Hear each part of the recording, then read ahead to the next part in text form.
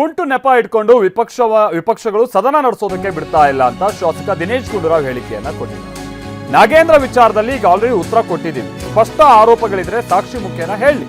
ಹಿಂದೆ ಆರೋಪ ಬಂದಾಗ ರಾಜೀನಾಮೆ ಕೊಡಿಸಿದ್ವಿ. SIT ತನಿಖೆಯಾಗಿ ದುಡ್ಡು ಕೂಡ ಈಗ ವಾಪಸ್ ಬಂದಿದೆ.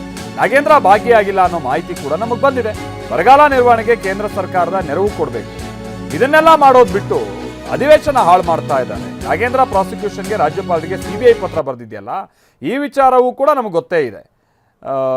ಬಿಜೆಪಿಗೆ ಅನುಕೂಲ ಆಗೋ ರೀತಿ ED, IT, CBI ಈ ಕೆಲಸಗಳನ್ನ ಮಾಡುತ್ತೆ. ಇದ್ರ ಬಗ್ಗೆ ನಾವು ಸಾಕ್ಷಿ ಕೊಡೋದು ಬೇಕಿಲ್ಲ, ದೇಶಕ್ಕೆ ಗೊತ್ತು ಅಂತೆಲ್ಲ ದಿನೇಶ್ ಗುಂಡೂರಾವ್ ಹೇಳಿಕೆಯನ್ನ ಕೊಟ್ಟಿದ್ದಾರೆ.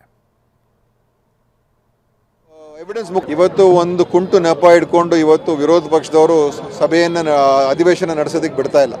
ನಾಗೇಂದ್ರ ವಿಚಾರದಲ್ಲಿ ಸ್ಪಷ್ಟವಾಗಿ ನಾಗೇಂದ್ರ ಉತ್ತರ ಕೊಟ್ಟಾಗಿದೆ ಮತ್ತು ಅವ್ರ ಮೇಲೆ ಏನಾದರೂ ಕೂಡ ಸ್ಪಷ್ಟವಾದಂಥ ಆರೋಪಗಳನ್ನು ಇದ್ದರೆ ಅದು ಎವಿಡೆನ್ಸ್ ಮುಖಾಂತರ ಹೇಳಲಿ. ಯಾವುದೋ ಒಂದು ಕಡೆ ಕೇಸ್ ಬುಕ್ ಆಗಿದೆ, ಅದು ED ಅವರು ಅದೆಲ್ಲ ಮುಖ್ಯ. ಏನು ಅವರಲ್ಲಿ ನೇರ ಆರೋಪ ಏನು ಮತ್ತು ಅವರು ಉತ್ತರ ಕೊಟ್ಟಾಗಿದೆ. ಅದರಿಂದ ಹಿಂದೆ ನಾವು ಅವ್ರಿಗೆ ಆರೋಪ ಬಂದಾಗ ನಾವೇ ಅವ್ರನ್ನ ರಾಜೀನಾಮೆ ಕೊಡಿ ಅಂತ ಹೇಳಿದ್ದು. ಯಾಕೆ ಅಂತ ಹೇಳಿದ್ರೆ ಆವಾಗ ಆರೋಪಗಳು ಬಂದಿತ್ತು, ಗಂಭೀರ ಆರೋಪಗಳಿತ್ತು. ಇವತ್ತು ಅದರ ಬಗ್ಗೆ ತನಿಖೆ ಮಾಡಿ ನಮ್ಮ ಪೊಲೀಸ್ ಇಲಾಖೆ ಇರ್ಬೋದು, ನಮ್ಮ ಸರ್ಕಾರನೇ ಇರ್ಬೋದು, ಎಲ್ಲವನ್ನು ಕೂಡ SIT ಕೂಡ ರಚನೆ ಮಾಡಿತ್ತು. ಆ ದುಡ್ಡು ಏನೇನು ಹೋಗಿದ್ದು ಅದೆಲ್ಲ ವಾಪಸ್ಸು ಕೂಡ ತೊಗೊಂಡು ಬಂದು ತಪ್ಪು ಮಾಡಿರೋ ಮೇಲೆ ಕ್ರಮ ಕೂಡ ತೊಗೊಂಡಿದ್ದೀವಿ. ಮತ್ತು ನಾಗೇಂದ್ರ ಅದರಲ್ಲಿ ಭಾಗಿಯಾಗಿಲ್ಲ ಅಂತ ಕೂಡ ನಮಗೆ ಬಂದಿರುವಂಥ ಮಾಹಿತಿ ಇರೋದ್ರಿಂದ ನಾವು ಅವ್ರಿಗೆ ಯಾಕೆ ಶಿಕ್ಷೆಗೆ ಅವ್ರನ್ನ ನಾವು ಇವತ್ತಿನ ದಿವಸ ಅವ್ರ ಮೇಲೆ ಹಾಕಬೇಕಾಗ್ತದೆ? ಶಿಕ್ಷೆಯನ್ನು ಹಾಕೋ ಅವಶ್ಯಕತೆ ಇಲ್ಲ.